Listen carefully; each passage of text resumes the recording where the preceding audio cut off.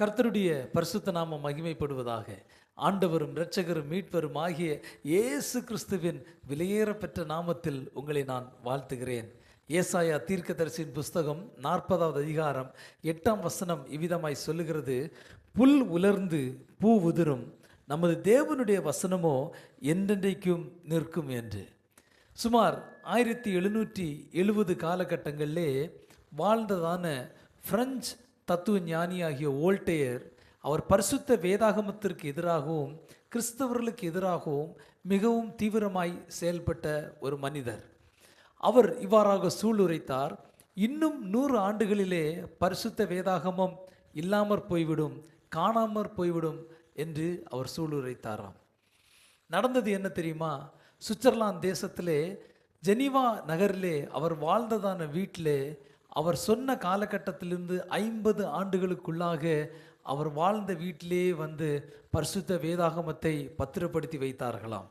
எந்த வீட்டிலே அவர் பரிசுத்த வேதாகமத்திற்கு எதிராக கைப்பிரதிகளை அச்சிட்டாரோ அதே இடத்துல பரிசுத்த வேதாகமும் சுவிசேஷ கைப்பிரதிகளும் பிரிண்டிடப்பட்டது.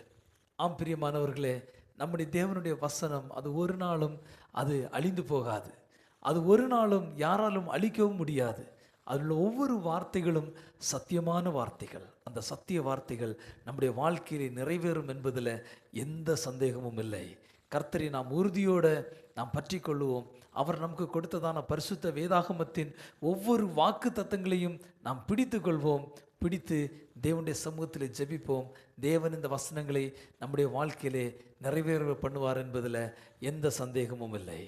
இந்த நாள் வேத வாசிப்புக்காக நாம் தெரிந்து கொண்ட வேத பகுதி யோவான் எழுதின சுவிசேஷம் அதிகாரம் 1 முதல் அதிகாரம் 4 வரை.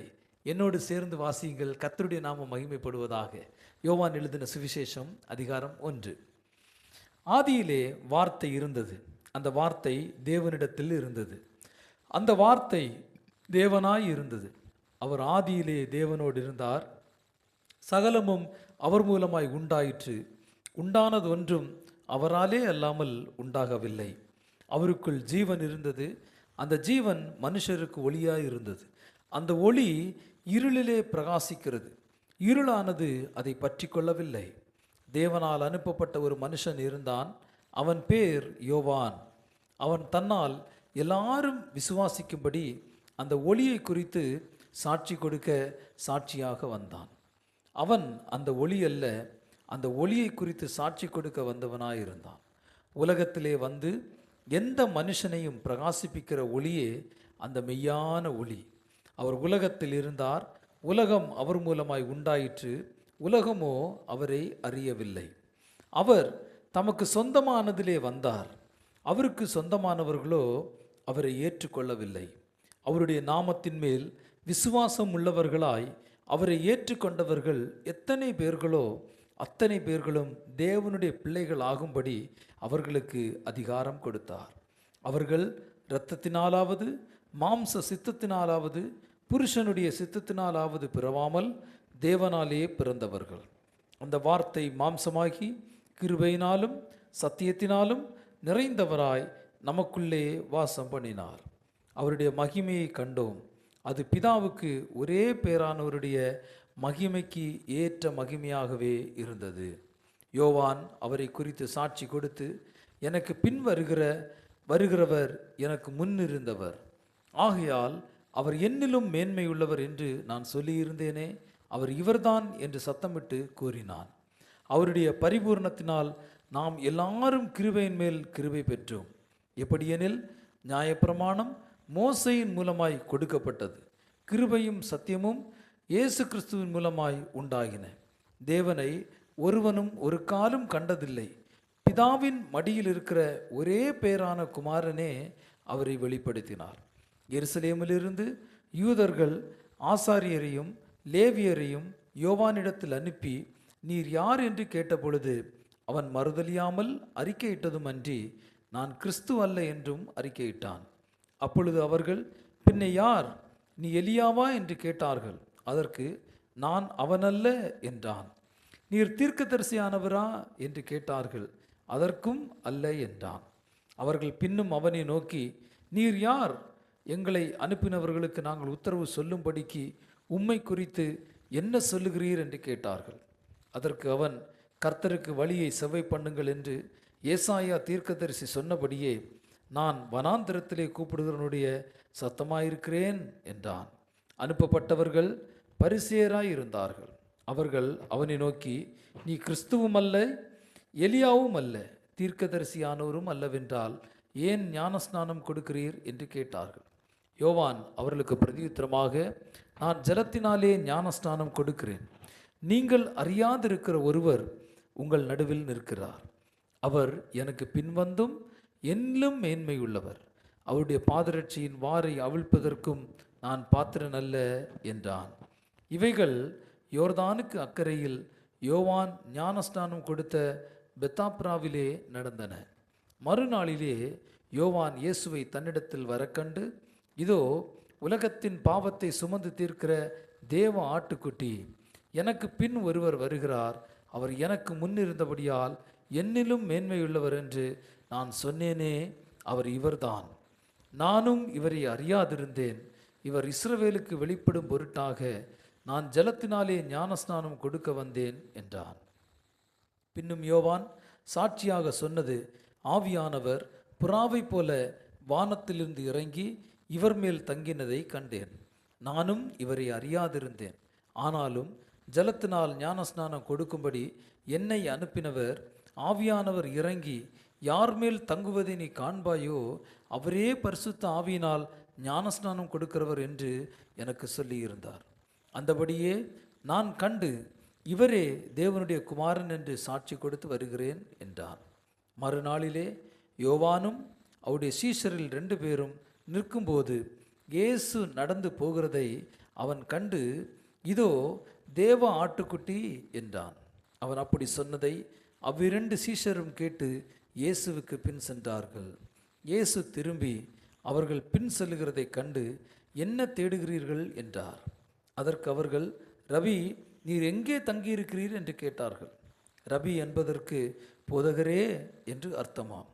அவர் வந்து பாருங்கள் என்றார். அவர்கள் வந்து அவர் தங்கியிருந்த இடத்தை கண்டு அன்றைய தினம் அவரிடத்தில் தங்கினார்கள். அப்பொழுது ஏறக்குறைய 10 மணி வேளையாயிருந்தது. யோவான் சொன்னதை கேட்டு அவருக்கு பின் சென்ற 2 பேரில் ஒருவன் சீமோன் பேதுருவின் சகோதரனாகிய அந்திரேயா என்பவன். அவன் முதலாவது தன் சகோதரனாகிய சீமோனை கண்டு, மேசியாவை கண்டோம் என்று சொன்னான். மேசியா என்பதற்கு கிறிஸ்து என்று அர்த்தமாம். பின்பு அவனை இயேசுவினிடத்தில் கூட்டிக் கொண்டு வந்தான். இயேசு அவனை பார்த்து, நீ யோனாவின் மகனாகிய சீமோன், நீ கேபா என்னப்படுவாய் என்றார். கேபா என்பதற்கு பேதுரு என்று அர்த்தமாம். மறுநாளிலே இயேசு கலிலியாவுக்கு போக மனதாயிருந்து பிலிப்புவை கண்டு, நீ எனக்கு பின் சென்று வா என்றார். பிலிப் என்பவன் அந்திரேயா பேதுரு என்பவருடைய ஊராகிய பெத்சாயிதா பட்டணத்தான். பிலிப்பு நாத்தான்வேலை கண்டு, நியாயப்பிரமாணத்திலே மோசேயும் தீர்க்கதரிசிகளும் எழுதியிருக்கிறவரை கண்டோம், அவர் யோசேப்பின் குமாரனும் நாசரேத்து ஊரானுமாகிய இயேசுவே என்றான். அதற்கு நாத்தான்வேல், நாசரேத்திலிருந்து யாதொரு நன்மை உண்டாகுமோ என்றான். அதற்கு பிலிப்பு, வந்து பார் என்றான்.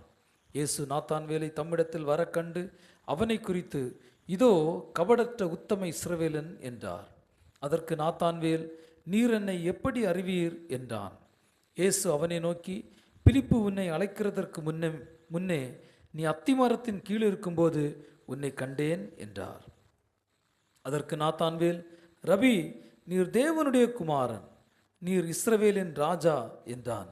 இயேசு அவனுக்கு பிரதியுத்தரமாக, அத்திமரத்தின் கீழே உன்னை கண்டேன் என்று நான் உனக்கு சொன்னதினாலேயா விசுவாசிக்கிறாய்? இதிலும் பெரிதானவைகளை காண்பாய் என்றார். பின்னும் அவர் அவனை நோக்கி, வானம் திறந்திருக்கிறதையும் தேவதூதர்கள் மனுஷகுமாரனிடத்திலிருந்து ஏறுகிறதையும் இறங்குகிறதையும் நீங்கள் இது முதல் காண்பீர்கள் என்று மெய்யாகவே மெய்யாகவே உங்களுக்கு சொல்லுகிறேன் என்றார். 3ஆம் நாளிலே கலிலேயாவில் உள்ள கானா ஊரிலே ஒரு கல்யாணம் நடந்தது. இயேசுவின் தாயும் அங்கே இருந்தாள். இயேசுவும் அவருடைய சீஷரும் அந்த கல்யாணத்துக்கு அழைக்கப்பட்டிருந்தார்கள். திராட்சரசம் குறைவுபட்ட போது இயேசுவின் தாய் அவரை நோக்கி, அவர்களுக்கு திராட்சரசம் இல்லை என்றாள். அதற்கு இயேசு, ஸ்திரீயே, எனக்கும் உனக்கும் என்ன? என் வேலை இன்னும் வரவில்லை என்றார். அவருடைய தாய் வேலைக்காரரை நோக்கி, அவர் உங்களுக்கு என்ன சொல்லுகிறாரோ அதன்படி செய்யுங்கள் என்றாள். யூதர்கள் தங்களை சுத்திகரிக்கும் முறைமையின்படி ஒவ்வொன்று 2-3 குடம் தண்ணீர் கொள்ளத்தக்க 6 கற்சாடிகள் அங்கே வைத்திருந்தது. இயேசு வேலைக்காரரை நோக்கி, ஜாடிகளிலே தண்ணீர் நிரப்புங்கள் என்றார். அவர்கள் அவைகளை நிறைய நிரப்பினார்கள். அவர் அவர்களை நோக்கி, நீங்கள் இப்பொழுது மொண்டு பந்தி விசாரிப்பு காரனிடத்தில் கொண்டு போங்கள் என்றார். அவர்கள் கொண்டு போனார்கள். அந்த திராட்சரசம் எங்கே இருந்து வந்ததென்று தண்ணீரை மொண்டை வேலைக்காரருக்கு தெரிந்ததே அன்றி பந்தி விசாரிப்பு காரனுக்கு தெரியாததினால் அவன் திராட்சரசமாய் மாறின தண்ணீரை ருசி பார்த்தபோது மணவாளனை அழைத்து, எந்த மனுஷனும் முன்பு நல்ல திராட்சரசத்தை கொடுத்து ஜனங்கள் திருப்தி அடைந்த பின்பு ருசி குறைந்ததை கொடுப்பான், நீரோ நல்ல ரசத்தை இதுவரைக்கும் வைத்திருந்தீரே என்றான். இவ்விதமாக இயேசு இந்த முதலாம் அற்புதத்தை கலிலேயாவில் உள்ள கானா ஊரிலே செய்து தம்முடைய மகிமையை வெளிப்படுத்தினார். அவருடைய சீஷர்கள் அவரிடத்தில் விசுவாசம் வைத்தார்கள். அதன் பின்பு அவரும் அவருடைய தாயாரும் அவருடைய சகோதரரும் அவருடைய சீஷரும் கப்பர்நகூமுக்கு போய் அங்கே சில நாள் தங்கினார்கள்.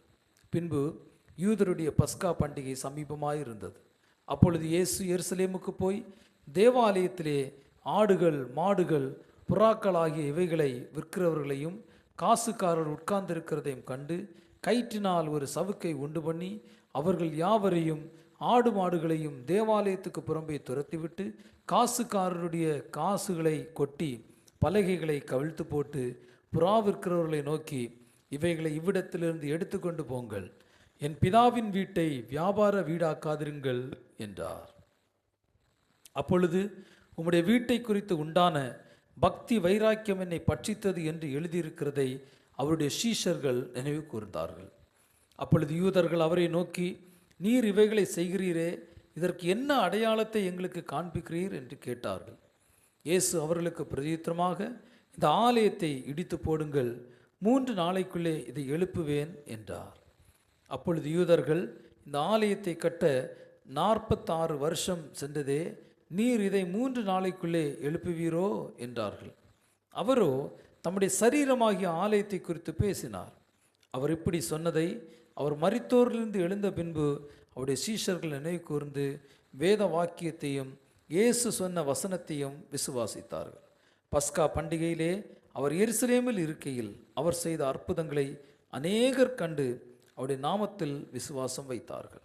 அப்படி இருந்தும் இயேசு எல்லாரையும் அறிந்திருந்தபடியால் அவர்களை நம்பி இணங்கவில்லை. மனுஷருக்குள்ளிருப்பதை அவர் அறிந்திருந்தபடியால் மனுஷரை குறித்து ஒருவரும் அவருக்கு சாட்சி கொடுக்க வேண்டியதாய் இருக்கவில்லை. யோவான் அதிகாரம் 3. யூதருக்குள்ளே அதிகாரியான நிக்கதேமு என்னப்பட்ட பரிசேயன் ஒருவன் இருந்தான். அவன் ராக்காலத்திலே இயேசுவினிடத்தில் வந்து, ரபி, நீர் தேவனிடத்திலிருந்து வந்த போதகர் என்று அறிந்திருக்கிறோம். ஏனெனில் ஒருவனும் தன்னுடனே தேவன் இராவிட்டால் நீர் செய்கிற இப்படிப்பட்ட அற்புதங்களை செய்ய மாட்டான் என்றான். இயேசு அவனுக்கு பிரதியுத்தரமாக, ஒருவன் மறுபடியும் பிறவாவிட்டால் தேவனுடைய ராஜ்யத்தை காணமாட்டான் என்று மெய்யாகவே உங்களுக்கு சொல்லுகிறேன் என்றார்.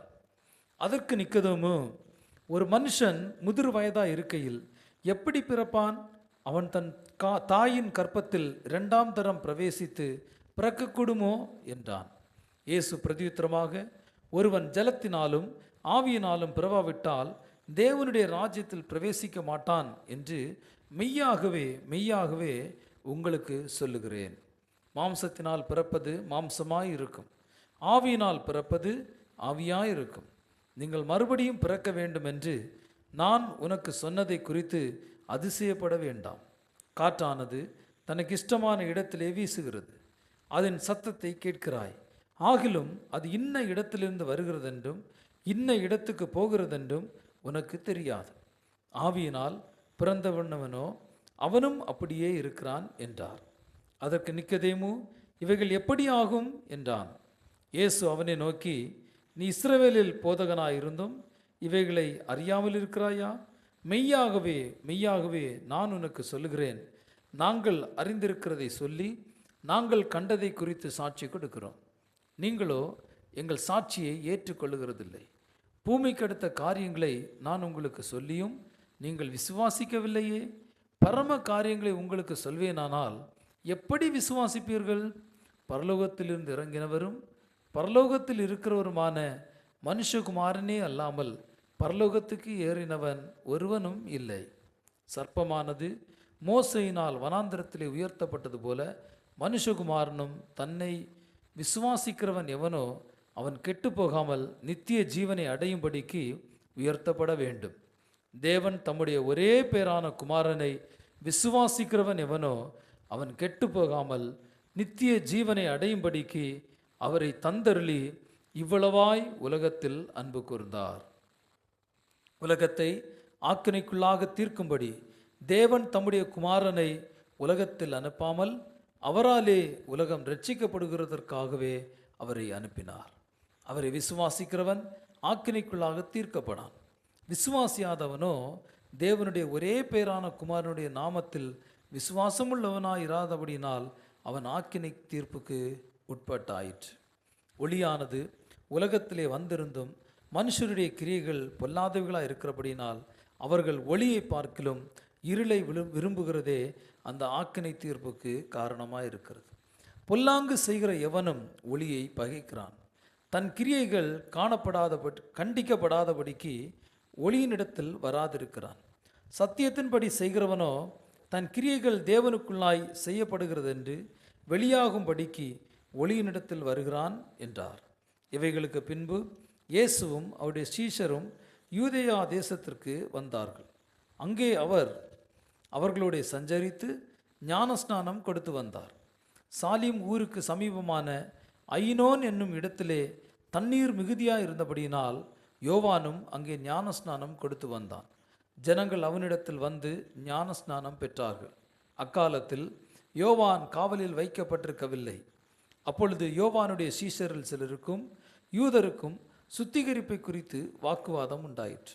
அவர்கள் யோவானிடத்தில் வந்து, ரபி, உம்முடனே கூட யோர்தானுக்கு அக்கறையில் ஒருவர் இருந்தாரே, அவரை குறித்து நீரும் சாட்சி கொடுத்தீரே, இதோ அவர் ஞானஸ்நானம் கொடுக்கிறார், எல்லாரும் அவரிடத்தில் போகிறார்கள் என்றார்கள். யோவான் பிரதியுத்தரமாக, பரலோகத்தில் இருந்து ஒருவனுக்கு கொடுக்கப்பட்டால் ஒழிய அவன் ஒன்றையும் பெற்றுக்கொள்ள மாட்டான். நான் கிறிஸ்துவல்ல, அவருக்கு முன்னாக அனுப்பப்பட்டவன் என்று நான் சொன்னதற்கு நீங்களே சாட்சிகள். மணவாட்டியை உடையவனே மணவாளன், மணவாளனுடைய தோழனோ அருகே நின்று அவருடைய சொல்லை கேட்கிறவனாய் மணவாளனுடைய சத்தத்தை குறித்து மிகவும் சந்தோஷப்படுகிறான். இந்த சந்தோஷம் இப்பொழுது எனக்கும் சம்பூர்ணமாயிற்று. அவர் பெருகவும் நான் சிறுகவும் வேண்டும். உன்னதத்திலிருந்து வருகிறவர் எல்லாரிலும் மேலானவர். பூமியிலிருந்து உண்டானவன் பூமியின் தாழ்மை உள்ளவனாயிருந்து பூமியின் தன்மை உள்ளவனாயிருந்து பூமிக்கு அடுத்தவைகளை பேசுகிறான். பரலோகத்திலிருந்து வருகிறவர் எல்லாரிலும் மேலானவர். தாம் கண்டதையும் கேட்டதையும் சாட்சியாக சொல்லுகிறார். அவருடைய சாட்சியை ஒருவனும் ஏற்றுக்கொள்கிறதில்லை. அவருடைய சாட்சியை ஏற்றுக்கொள்கிறவன் தேவனை சத்தியமுள்ளவர் என்று முத்திரை போட்டு நிச்சயப்படுத்துகிறான். தேவனால் அனுப்பப்பட்டவர் தேவனுடைய வார்த்தைகளை பேசுகிறார். தேவன் அவருக்கு தமது ஆவியை அளவில்லாமல் கொடுத்திருக்கிறார். பிதாவானவர் குமாரனில் அன்பாயிருந்து எல்லாவற்றையும் அவர் கையில் ஒப்பு கொடுத்திருக்கிறார். குமாரனிடத்தில் விசுவாசமாய் இருக்கிறவன் நித்திய ஜீவனை உடையவனாய் இருக்கிறான். குமாரனை விசுவாசியாதவனோ ஜீவனை காண்பதில்லை. தேவனுடைய கோபம் அவன் மேல் நிலை நிற்கும் என்றான். அதிகாரம் 4. யோவானை பார்க்கிலும் இயேசு அநேகம் பேரை சீஷராக்கி ஞானஸ்நானம் கொடுக்கிறார் என்று பரிசேயர் கேள்விப்பட்டதாக கர்த்தர் அறிந்தபோது யூதேயாவை விட்டு மறுபடியும் கலிலேயாவுக்கு போனார். இயேசு தாமே ஞானஸ்நானம் கொடுக்கவில்லை, அவருடைய சீஷர்கள் கொடுத்தார்கள். அவர் சமாரியா நாட்டின் வழியாய் போக வேண்டியதாக இருந்தபடியால் யாக்கோபு தன் குமாரனாகிய யோசேப்புக்கு கொடுத்த நிலத்துக்கு அருகே இருந்த சமாரியாவில் உள்ள சீகார் எனப்பட்ட ஊருக்கு வந்தார். அங்கே யாக்கோபுடைய கிணறு இருந்தது. இயேசு பிரயாணத்தினால் இளைப்படைந்தவராய் அந்த கிணற்றின் அருகே உட்கார்ந்தார். அப்பொழுது ஏறக்குறைய 6ஆம் மணி வேளையாக இருந்தது. அவருடைய சீஷர்கள் போஜன பதார்த்தங்களை கொள்ளும்படி ஊருக்குள்ளே போயிருந்தார்கள். அப்பொழுது சமாரியா நாட்டாளாகிய ஒரு ஸ்திரீ தண்ணீர் மொள்ள வந்தாள். இயேசு அவளை நோக்கி, தாகத்துக்கு தா என்றார். யூதர்கள் சமாரியருடனே சம்பந்தம் கலவாதவர்கள் ஆனபடியால் சமாரியா ஸ்திரீ அவரை நோக்கி, நீ யூதனா இருக்க சமாரியா ஸ்திரீயாகிய என்னிடத்தில் தாகத்துக்கு தா என்று எப்படி கேட்கலாம் என்றாள். இயேசு அவளுக்கு பிரதியுத்தரமாக, நீ தேவனுடைய ஈவையும் தாகத்துக்கு தா என்று உன்னிடத்தில் கேட்கிறவர் இன்னார் என்பதையும் அறிந்திருந்தாயானால் நீயே அவரிடத்தில் கேட்டிருப்பாய், அவர் உனக்கு ஜீவ தண்ணீரை கொடுத்திருப்பார் என்றார். அதற்கு அந்த ஸ்திரீ, ஆண்டவரே, மொண்டு கொள்ள உம்மிடத்தில் பாத்திரமில்லையே, கிணறும் ஆழமாக இருக்கிறதே, பின்ன எங்கே இருந்து உமக்கு ஜீவ தண்ணீர் உண்டாகும்? இந்த கிணற்றை எங்களுக்கு தந்த நம்முடைய பிதாவாகிய யாக்கோபை பார்க்கிலும் நீர் பெரியவரோ? அவரும் அவர் பிள்ளைகளும் அவர் மிருக ஜீவன்களும் இதிலே குடித்ததுண்டே என்றாள். இயேசு அவளுக்கு பிரதியுத்தரமாக, இந்த தண்ணீரை குடிக்கிறவனுக்கு மறுபடியும் தாகம் உண்டாகும். நான் கொடுக்கும் தண்ணீரை குடிக்கிறவனுக்கோ ஒரு காலும் தாகம் உண்டாகாது. நான் அவனுக்கு கொடுக்கும் தண்ணீர் அவனுக்குள்ளே நித்திய ஜீவகாலமாய் ஊறுகிற நீரூற்றாய் இருக்கும் என்றார். அந்த ஸ்திரீ அவரை நோக்கி, ஆண்டவரே, எனக்கு தாகம் உண்டாகாமலும் நான் இங்கே மொண்டு கொள்ள வராமலும் இருக்கும்படி அந்த தண்ணீரை எனக்கு தர வேண்டும் என்றாள். இயேசு அவளை நோக்கி, நீ போய் உன் புருஷனை இங்கே அழைத்து கொண்டு வா என்றார்.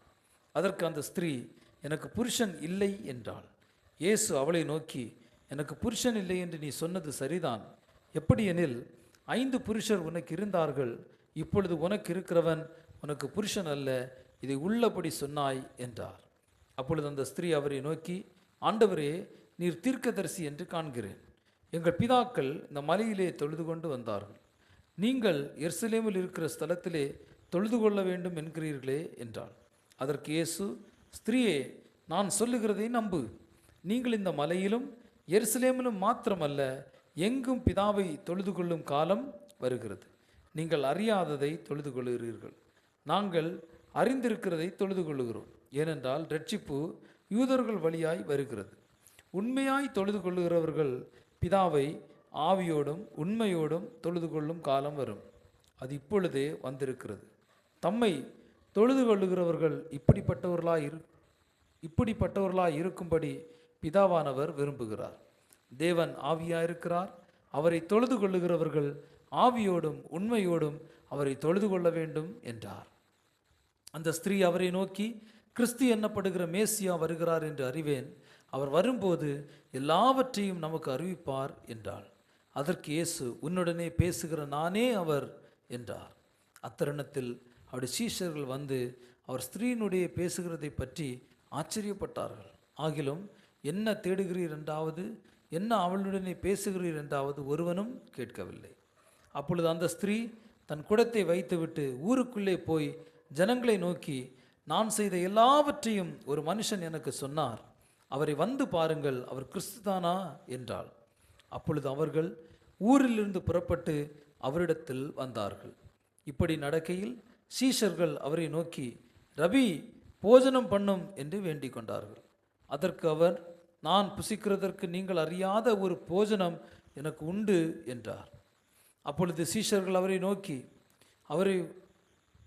சீஷர்கள் ஒருவரை ஒருவர் பார்த்து, யாராவது அவருக்கு போஜனம் கொண்டு வந்திருப்பானோ என்றார்கள். இயேசு அவர்களை நோக்கி, நான் என்னை அனுப்பினருடைய சித்தத்தின்படி செய்து அவருடைய கிரியையை முடிப்பதே என்னுடைய போஜனமாய் இருக்கிறது. அறுப்பு காலம் வருகிறதற்கு இன்னும் 4 மாதம் செல்லும் என்று நீங்கள் சொல்லுகிறதில்லையா? இதோ வயல் நிலங்கள் இப்பொழுதே அறுப்புக்கு விளைந்திருக்கிறது என்று உங்கள் கண்களை ஏறெடுத்து பாருங்கள் என்று நான் உங்களுக்கு சொல்லுகிறேன். விதைக்கிறவனும் அறுக்கிறவனும் ஆகிய இருவரும் ஒருமித்து சந்தோஷப்படத்தக்கதாக அறுக்கிறவன் கூலியை வாங்கி நித்திய ஜீவனுக்காக பலனை சேர்த்து கொள்கிறான். விதைக்கிறவன் ஒருவன், அறுக்கிறவன் ஒருவன் என்கிற மெய்யான வழக்கச் சொல் இதனாலே விளங்குகிறது. நீங்கள் பிரயாசப்பட்டு பயிரிடாததை அறுக்க நான் உங்களை அனுப்பினேன். மற்றவர்கள் பிரயாசப்பட்டார்கள், அவர்களுடைய பிரயாசத்தின் பலனை நீங்கள் பெற்றீர்கள் என்றார். நான் செய்த எல்லாவற்றையும் எனக்கு சொன்னார் என்று சாட்சி சொன்ன அந்த ஸ்திரீயினுடைய வார்த்தை நிமித்தம் அந்த ஊரில் உள்ள சமாரியரில் அநேகர் அவர் மேல் விசுவாசம் உள்ளவர்கள் ஆனார்கள். சமாரியர் அவரிடத்தில் வந்து தங்களிடத்தில் தங்க வேண்டும் என்று அவரை வேண்டிக் கொண்டார்கள். அவர் 2 நாள் அங்கே தங்கினார். அப்பொழுது அவருடைய உபதேசத்து நிமித்தம் இன்னும் அநேகம் பேர் விசுவாசித்து அந்த ஸ்திரீயை நோக்கி, உன் சொல்லின் நிமித்தம் அல்ல, அவருடைய உபதேசத்தை நாங்களே கேட்டு அவர் மெய்யாய் கிறிஸ்துவாகிய உலக இரட்சகர் என்று அறிந்து விசுவாசிக்கிறோம் என்றார்கள். 2 நாளைக்கு பின்பு அவர் அவ்விடம் விட்டு புறப்பட்டு கலிலேயாவுக்கு போனார். ஒரு தீர்க்கதரிசிக்கு தன் சொந்த ஊரிலே கனமில்லை என்று இயேசு தாமே சொல்லியிருந்தார். அவர் கலிலேயாவில் வந்தபோது எருசலேமில் பண்டிகையிலே அவர் செய்த எல்லாவற்றையும் பார்த்திருந்த கலிலேயர் அவரை ஏற்றுக்கொண்டார்கள். அவர்களும் பண்டிகைக்கு போயிருந்தார்கள். பின்பு இயேசு தாம் தண்ணீரை திராட்சரசமாக்கின கலிலேயாவில் உள்ள கானா ஊருக்கு மறுபடியும் வந்தார். அப்பொழுது கப்பர்நகூமிலே ராஜாவின் மனுஷரில் ஒருவனுடைய குமாரன் வியாதியாயிருந்தான்.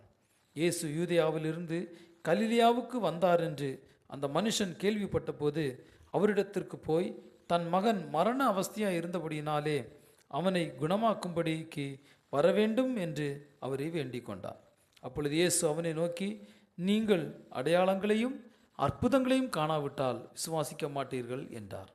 அதற்கு ராஜாவின் மனுஷன், ஆண்டவரே, என் பிள்ளை சாகிறதற்கு முன்னே வரவேண்டும் என்றான். இயேசு அவனை நோக்கி, நீ போகலாம், உன் குமாரன் பிழைத்திருக்கிறான் என்றார். அந்த மனுஷன் இயேசு சொன்ன வார்த்தையை நம்பி போனான். அவன் போகையில் அவனுடைய ஊழியக்காரர் அவனுக்கு எதிர்கொண்டு வந்து, உம்முடைய குமாரன் பிழைத்திருக்கிறான் என்று அறிவித்தார்கள். அப்பொழுது எந்த மணி நேரத்தில் அவனுக்கு குணமுண்டாயிற்று என்று அவர்களிடத்தில் விசாரித்தான். அவர்கள், நேற்று 7ஆம் மணி நேரத்திலே ஜரம் அவனை விட்டது என்றார்கள். உன் குமாரன் பிழைத்திருக்கிறான் என்று இயேசு தன்னுடனே சொன்ன மணி நேரம் அதுவே என்று தகப்பன் அறிந்து அவனும் அவன் வீட்டார் அனைவரும் விசுவாசித்தார்கள்.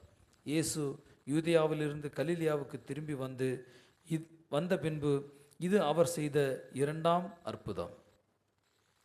இத்துடன் இந்த நாள் வாசிக்க வேண்டிய வேத பகுதி வாசித்து நிறைவாயிற்று. மீண்டும் உங்களை அடுத்த நிகழ்ச்சியில் சந்திக்கிறேன். சந்திக்கும் வரை தேவனுடைய கிருபை உங்கள் அனைவரோடும் கூட இருப்பதாக. God bless you.